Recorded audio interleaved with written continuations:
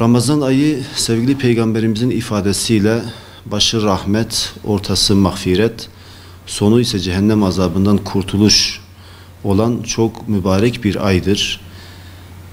Ramazan ayı aynı zamanda oruç ayıdır. İslam'ın 5 temel esaslarından biri olan orucun ifa edildiği, tutulduğu bir aydır. Aynı zamanda hayat rehberimiz, hayat kaynağımız, Kur'an-ı Kerim'in de indiği aydır. Kur'an ayıdır. Bu nedenle bir müminin hayatında Ramazan gerçekten de ifadelerimizde yansıdığı gibi 11 ayın sultanı olarak farklı bir konumda, farklı bir yerdedir.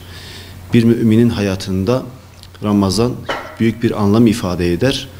Dolayısıyla bizler müminler olarak, Müslümanlar olarak Ramazan'a kavuşmanın sevincini yaşarken aynı zamanda içerisinde bulunduğumuz bu pandemi şartlarının da gitgide ağırlaştığını görüyoruz ve bunun da üzüntüsünü yaşıyoruz.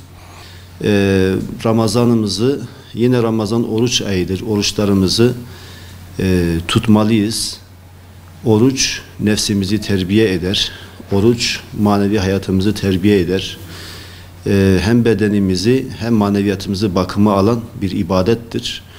Bu manada çok önemli. Ramazan ayı Kur'an ayıdır. Madem ki pandemi şartları hakim, çok fazla dışarı çıkamıyoruz.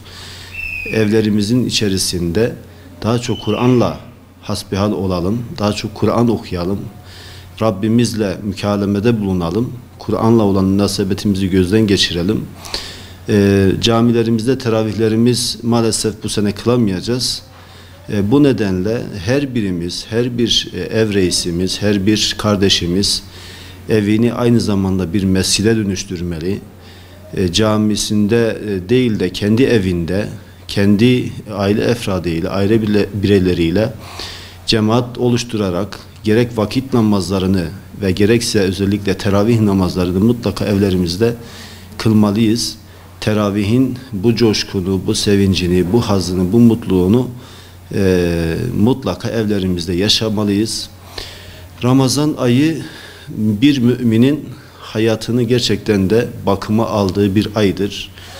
Ramazan bizim ahlakımızı değiştirmeli, bizim davranışımızı olumlu manada etkilemeli, bizim ahlakımızı güzelleştirmeli.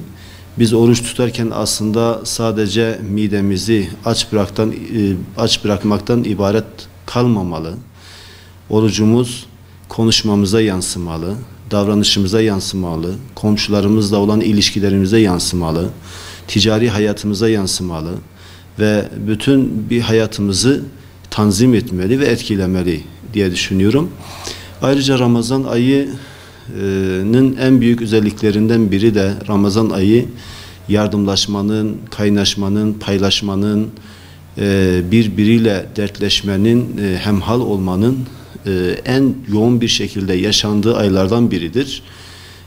Bu nedenle Ramazan ayı içerisinde belki aynı sofra etrafında bir araya gelmek mümkün değildir bu pandemi şartlarında, ama yine de fitrelerimizle, zekatlarımızla, bağışlarımızla, hele bu pandemi sürecinde işini kaybetmiş, aşını kaybetmiş kardeşlerimize bir nebze olsun destek olmak amacıyla kardeşlerimizi, ihtiyaç sahiplerimizi görüp gözetmeliyiz.